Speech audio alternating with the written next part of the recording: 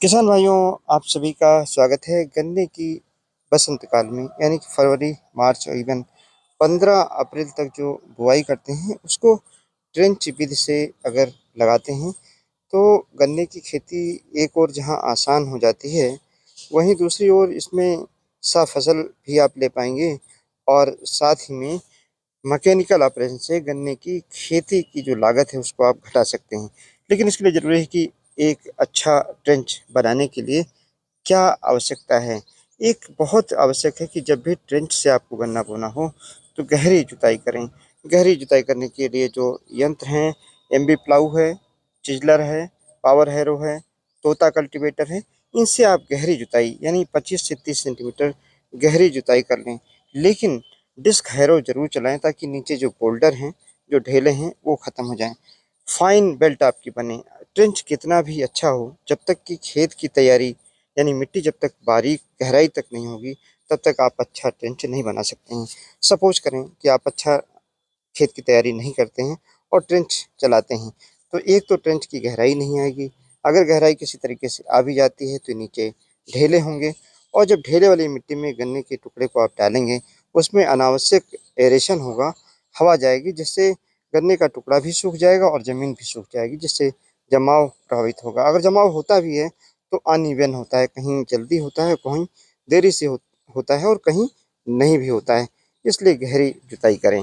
अब बात आती है ट्रेंच कैसी होनी चाहिए। ट्रेंच ऐसी होनी चाहिए जो नीचे ज़्यादा चौड़ाई ना करे, यानी ऐसा ना हो 35 सेंटीमीटर नीचे आप चौड़ाई कर दें, जिससे एक नुकसान होता है कि एक तो नमी का ह्रास होने लगता है, और दूसरी ओर एक नुकसान ये भी होता है कि उसमें खरपतवार निकल आते हैं, जिनको आप मैनुअल निकालने की जब कोशिश करते हैं तो कास्ट ऑफ कल्टीवेशन यानी गन्ने की खेती की लागत बहुत तेज़ी से बढ़ने लगती है।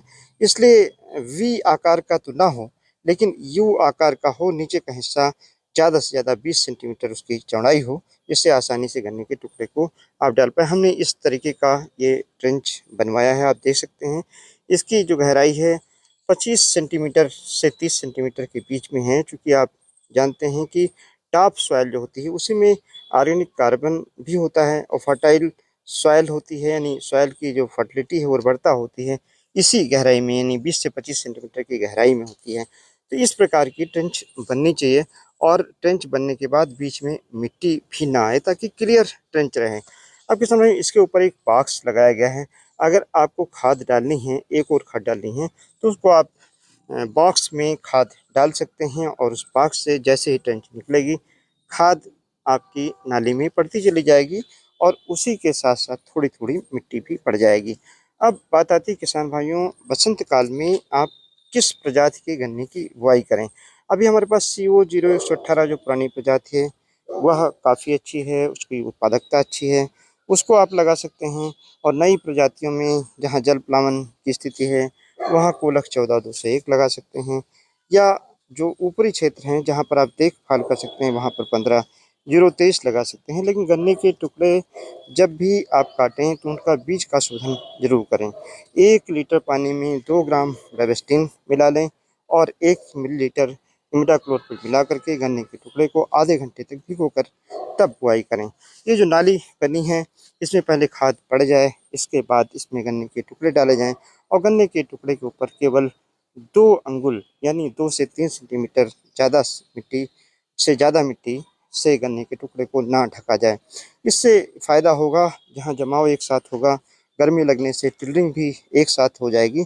मदर सूट और प्राइमरी सूट की जो संख्या है वो बहुत कम समय में निकल आएगी और ज़्यादा संख्या होगी, जिससे गन्ने एक समान मोटाई के, लंबाई के और ज़्यादा संख्या में होंगे मिलेबल केन, जिससे आपकी गन्ने की उत्पादकता बढ़ेगी।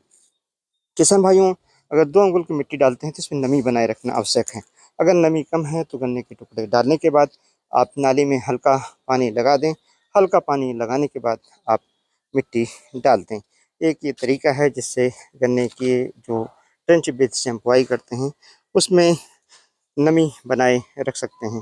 किसान भाई, 1 एकड़ में 40 किलोग्राम पोटाश डालें, 200 किलोग्राम बुआई के समय सिंगल फॉस्फेट डालें, और 1 बोरी यूरिया डालें, 12 किलोग्राम जिंक डालें।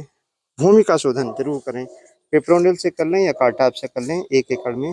12 किलोग्राम नाली में डाल सकते हैं और पूरे खेत में भी इसको डाल करके और भूमि का शोधन कर सकते हैं। किसान भाइयों, बात आती है कि हम ये कैसे ध्यान रखें कि हमारे खेत में खरपतवार न होने पाएँ। ये ज़रूर ध्यान रखें कि गन्ने का जैसे जमाव होने लगे, जो ऊपर की रिज है, इसकी एक बार फिर से रोटावेटर से जुताई कर दें, तो खरपतवार नहीं हो। खरपतवार रोक लें और इस तरीके से बुआई करें तो आपका निश्चित तौर से उत्पादन बढ़